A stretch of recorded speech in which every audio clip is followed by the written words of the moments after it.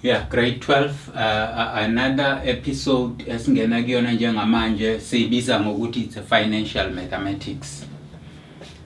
Yini i-financial mathematics? I-financial mathematics i-mathematics esiyisebenzisa njalo nsuku zonke eindaweni zonke la isamba khona. Like for instance, uma uyoboleka imali ngabe uyiboleka ebank, ngabe uyiboleka kuma lenders noma uyiboleka kuphi inenzalo. Kanjalo noma uthenga imoto ngesikweletu noma uthenga umuzi ngesikweletu kunenzalo. Uma wena yakho uyihlalisa ebank uthola inzalo. So that is what we call financial maths. Like noma ekhaya kade kuholwa, uma senithatha imali nisebenzisa nithenga lokhu nikhokhela lokhu, konke lokho falls under i-financial mathematics, right? Ngoba kwi-financial mathematics ingxoxo esiyixoxayo sixoxa nje ukuthi uma mina ngihambile ngayoboleka imali engaka, kwathiwa ngizoyikhokha ngesikhathi esingaka, kwathiwa i-interest engizoyikhokha ingaka, kwathi njalo nokunye ne-rate nakho konke lokho mase sikuhlanganisile kubizwa ngokuthi yini? It's a financial mathematics. Nazi-ke izinto okufanele uzazi wena noma uyiqonde mawuzodila ne-financial mathematics. One, ngithe kuwena things to know, okumele ukwazi, things to know, yilezi zinto lezi. Number one, fanele wazi ama-formulas. Kunama-formula, kuney'ndlela okubalwa ngazo. Mangikhuluma nge-formula, kunendlela okubalwa ngayo inzalo oyitholayo, kube nendlela okubalwa ngayo inzalo oyikhokhayo, ngendlela enisuke nivumelane ngayo, noma uzoyikhokha ngenyanga, noma uzoyikhokha ngonyaka, noma uzoyikhokha ngo-3 months, ngo-6 months, njalo njalo. So ke leyo formula indlela esetshenziswayo, athi ayizwa lona, indlela esetshenziswayo ukubala ukuthi wena usuke uzokhokha malini kanjani. Uqonde futhi ne-terminology esetshenziswayo, amagama asetshenziswa lapho. Uma kuthiwa kuwena interest, yini interest? Makuthiwa nje kuwena interest, yini interest? Fanele wazi ukuthi yini interest. Makuthiwa kuwena a loan, yini i-loan? Athi ayizwa lonto. Okay, i-interest inzalo oyikhokha kwimali imboleko noma inzalo oyithola mawubeke imali yakho wena ebank, uyithola ngaphezulu kwale wena oyibekile. Njengoba inzalo kuyimali oyikhokha ngaphezulu kwale osuke uyibolekile. Mawuzoboleka kumuntu, uboleka asithi uboleka u100 bese ethi umuntu ekupheleni kwenyanga ngizokucharge u20 kusho ukuthi wena usiyokhokha malini? 120 ekupheleni kwenyanga. Ukhokha ilo 120 uphuma kuphi? Uphuma emalini oyibolekile kanye nenzalo yakhona. So uyabona ukuthi inzalo, interest, imali oyikhokha ngaphezulu kwale wena osuke uyibolekile. Kanjalo futhi nama-loans anjalo, nemali ehlala ebank injalo. So ingakho ke ngithi kuwena understanda esikubiza ngokuthi terminology, ukuthi yini interest.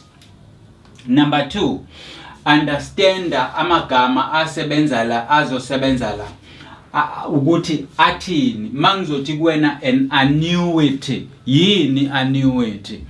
I-annuity imali oyikhokha ngeinstallment ezilinganayo, uyibekela into ethile. Like for instance, mangabe ubaba nomama noma wena ususebenza, khona lokhu le policy ozoyithatha okuthiwa i-retirement annuity. Kusho ukuthi wena njengamanje uyakhokha, ukhokhela ukuthi mzukwane uye empeshenini uthola imali, kodwa le mali oyifakayo kubo uyifaka ihlala ilingana njalo, 50 rand 50 rand 50 rand 50 rand, ayinyuki ayehli ngaphandle kokusho kwakho. bese ithi mayisihleli kubo bese iphindele emuvi yokwenza le yanto ekade ngiyichaza ngemali imboleko ikutholele noma ikuzalele i-interest. So ama-term, the terminology you must understand. Annuity yini, annuity yini, i-rate yini, i-interest yini, a principal amount yini, a future amount, and so on and so on.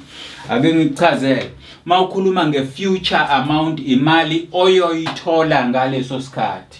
Mawukhuluma nge-principal imali onayo njengamanje oyifakayo wena uthi le mali yami ayihlale la ebank, le mali ayihlale la engiyibeka khona. That is the principal amount. Bese kuthi oyoyithola ekugcineni kwaleso sikhathi enivumelane ngaso sekuyile wena ubukade uyibeka kanye nenzalo yayo siyibiza ngokuthi it's a future value.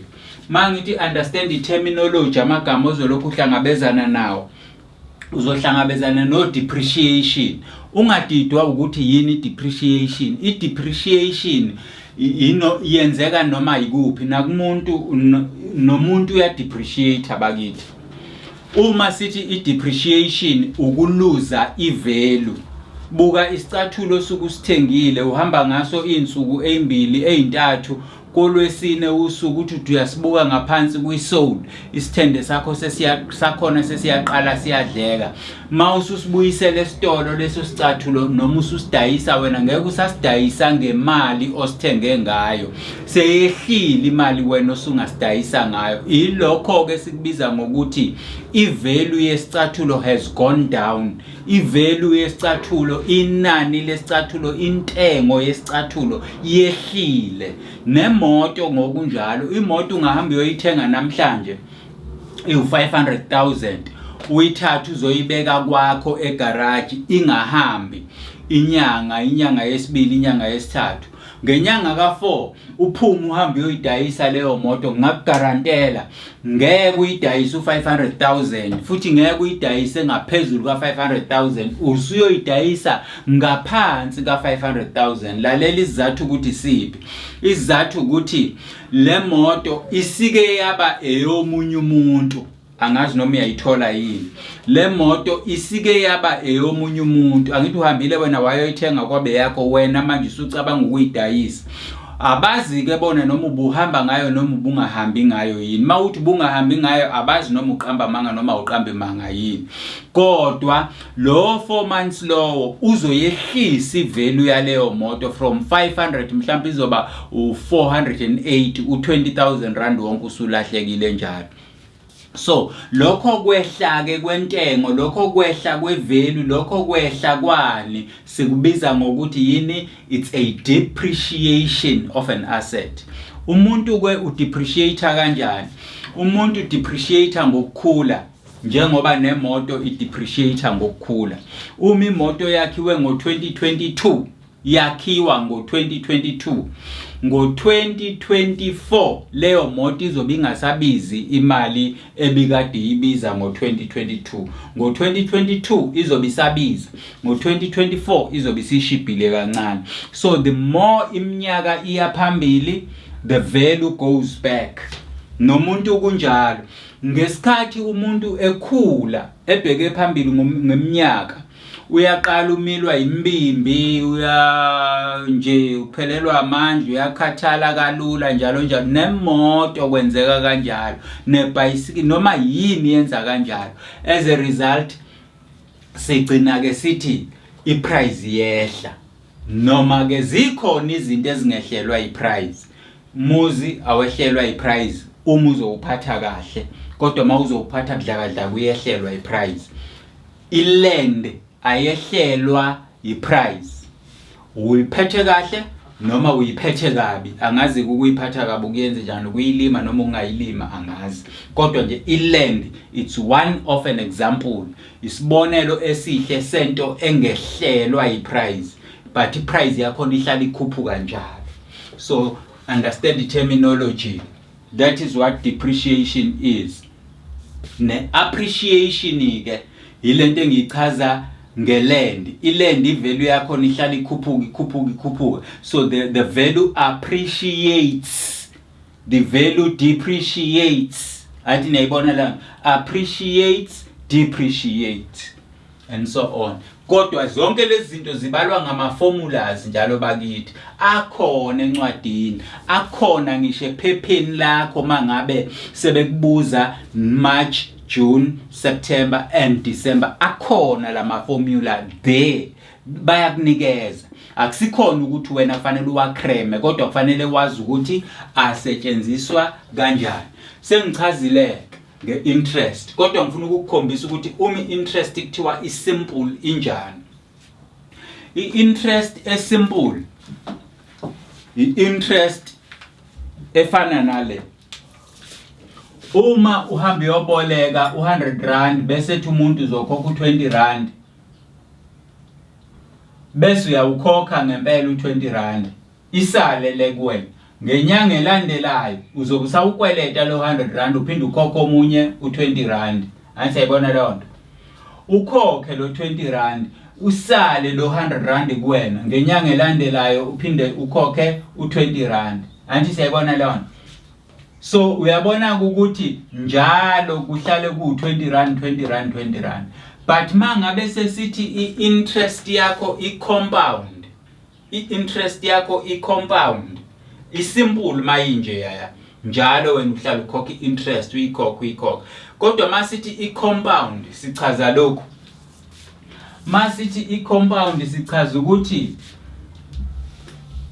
uma uyoboleka wena u100 bese bekucharge u20 ngomonth. Inyanga yethu yokuqala le, inyanga yokuqala. Ngenyanga yesibili wena uzobe ukweleta u120. Anti yabona? Ilo plus wenyanga yesibili wena ukweleta u120 mawungeza ukukhokha. Bese sithi kulo 120 sikucharge omunye u20. Angithi la kuno 100 kanye no20. Anti siyayibona leyo. Kuno 100 kanye no20 la. Kulo 100 ikola sikucharge u20. Bese kuthi kulo 20 la sikucharge it's about 20 cent plus 20 cent. Anti ayizwa leyo nto ngisho. Not 20 cent, about 2 rand. 2 rand. So kusho ukuthi ngenyanga yes3 wena uzobe ukweleta lo 120 wenyanga yokuqala ngoba ubusukweleta enyangeni yesibili, bese kuthi enyangeni yesibili uhlalelwe ukukhokha u22. Lo 22 ngenyanga yesithathu sizowufaka la wena uzobe ukweleta u142 ngenyanga yesithathu. Uma ungakhokhi sizothi plus, angithi kuno 100 la sizofaka u20, bese kuba no 20 ababili la. Angithi siyabona leyo. I mean o 20 ababili, 20 owodwa usinikeza u2, o 20 ababili basinikeza malini u4. Angithi siyabona leyo. So sesizothatha le mali sizoyifaka le ngenyanga ka4 wena uzobe usikweleta u1, anti le mali izobe siu24 uzobe usikweleta u166. 166. Buka into eyenzakalayo. Ngenyanga yokuqala ubusikweleta u100. Wanga ukhokha wena u20.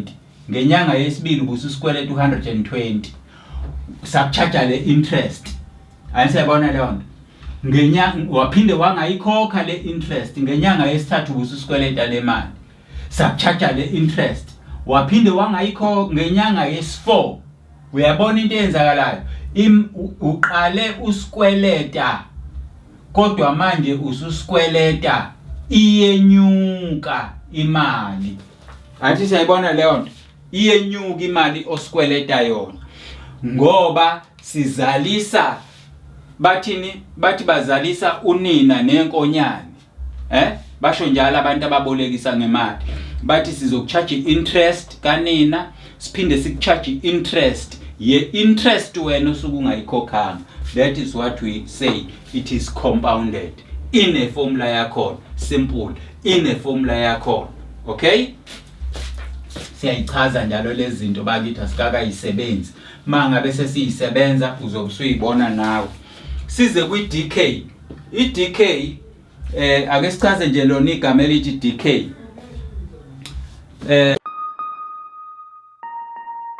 Right, I decay or I depreciation. When sithi ake ngifanekise ngokudla, masithi ukudla decayile, into eboli kuyabola. Athi yabona, into ebola iluze ivalue. Sengeke ngayichaza indaba ye depreciation, ngathi depreciation ukwehla kwe value. Ukudecay ke it's almost the same. Right? Okunye okufanele ukunderstand yilokho. Ukwazi ukwenza changing the subject in or off a formula. Ukushintsha subject. Mangithi ukushintsha isubject ilento engiyichazayo. Uma ngithi kuwena y plus x is equals to 3. Right? Ngithi y plus x is equal to 3. Noma ngithi ngifuna ukuthola kulento ukuthi y ubani. Y wami uyolingana no 3 kodwa mangususa ux. Yabona ke mase ngenze nje isubject yile isubject. Kanti njengamanje isubject bekuyile yombili. Anti yabo isubject bekuyile yombili. Kodwa manje isubject seku y. Uma ngifuna ukuyishintsha isubject lapha ibe x ngizothi x is equals to 3 minus y. Sekuyilena ke isubject njengamanje lapha ile isubject. Anti yabona leyo. Isubject isho ukuthi manipulator into inikeziwe uze usale nalokho okufunayo kulinganiswa nalokho ya. Uma ngifuna y, this is what I will do. Uma ngifuna x, this is what I will do. Anti yabona leyo. As grade 12 ke ngicabanga ukuthi uyakwazi ukumanipulate lezi zinto. Ake sibone ukuthi yini lena abayichazayo. One of the formulas ithi enye yala ma formula ithi a is equals to p into 1 plus I n. Right? The formula leya formula a simple interest. Ungizwe kahle. Leya formula a simple interest. Ngicela ke ukuyichaza lento ye formula ngihlanganisa nale symbol used. U-A umeleni, u-P umeleni, u-I umeleni, u-N umeleni. U-A umele lento ebengade ngisho ngithi it's your future value. It's your future value. Ngiyothola malini mase ngiretire, ngiyothola malini mase ngiyempesheni. Anti sayizwa lona in the future. Kanti u-P is the principal. Right? Present. Anti sayizwa lona present money enginayo njengamanje. It's a principal. We call it a principal. Imali enginayo njengamanje. It's like a present value engiyifaka ebank njengamanje. Bese kuzothi u-I umele i-rate in percentage. I-interest ke vele iyachargewa ngama percent. Right? Bese kuthi u-N umele isikhathi, time. Okungenzeka kube ama months, inyanga, kube iminyaka, kube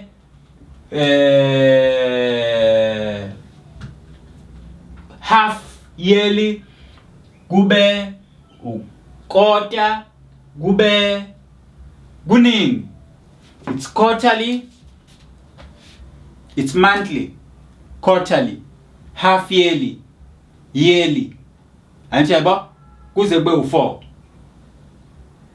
isikhathi uyakwazi ukusibala ngeinyanga, uyakwazi ukusibala ngo3 months, uyakwazi ukusibala ngo6 months, uyakwazi ukusibala ngo12 months, uyakwazi ukusibala ngeminyaka, bangakunikeza ngisho 8 months. Okwakho kufanele wazi ukuthi mangabe bekunikeza u8 months, u8 ke enyanga angithi unyaka unezinyanga eziwu12, u8 ke ku12 ubani, u2/3. Anti yabo bangakunikeza a 2/3 time, 2/3 of the time.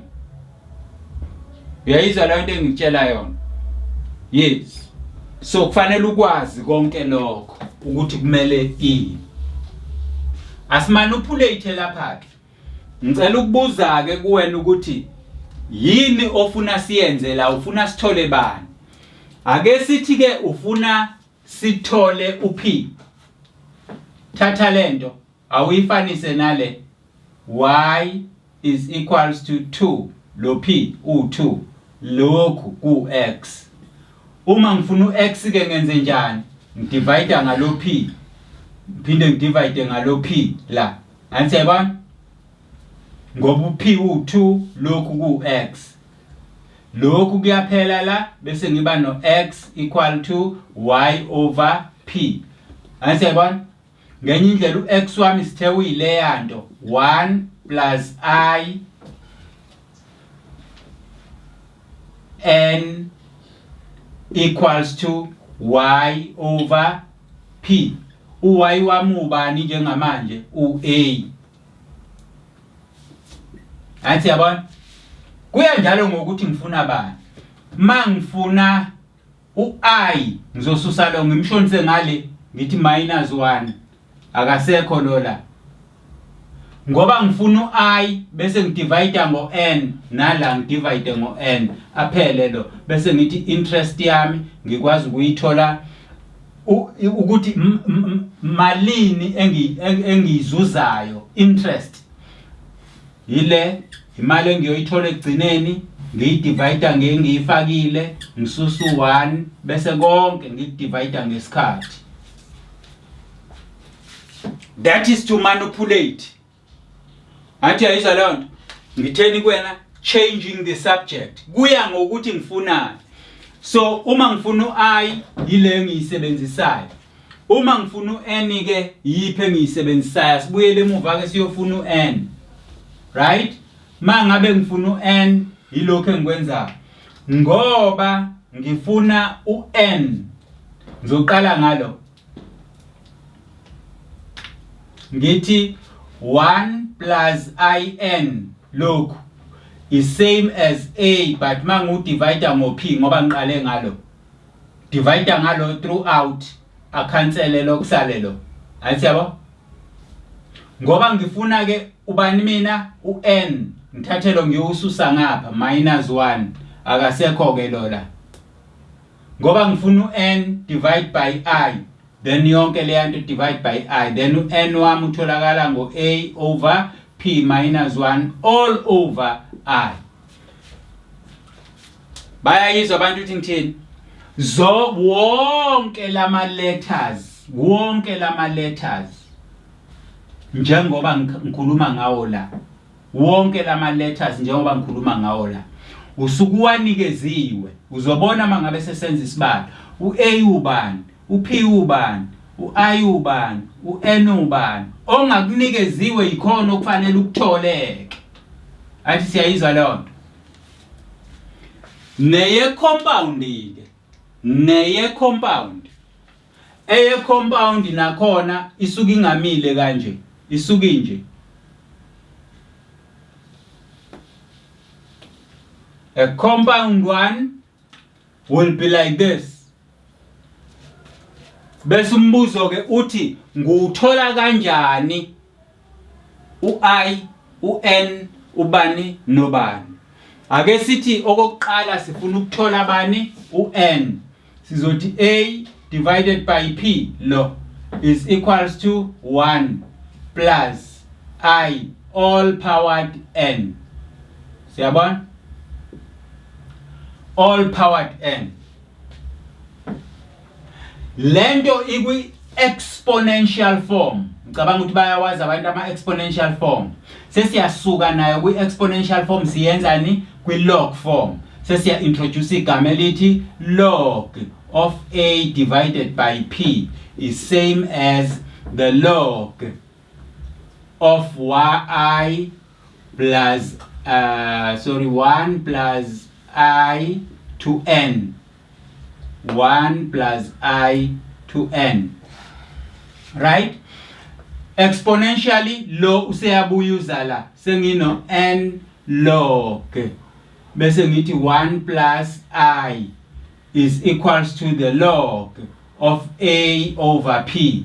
Ngoba ngifuna n sengidivide ngolog into 1 plus I. Ngiphinde ngidivide la ngolog into 1 plus I. Lo akhansele lo ngisale no n olingana nayo yonke le nto log a over p all divided by log into 1 plus I.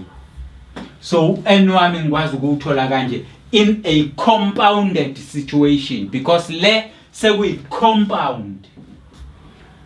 Uma ke angithi sithe isimple it p 1 plus I n. This is simple interest, compound interest.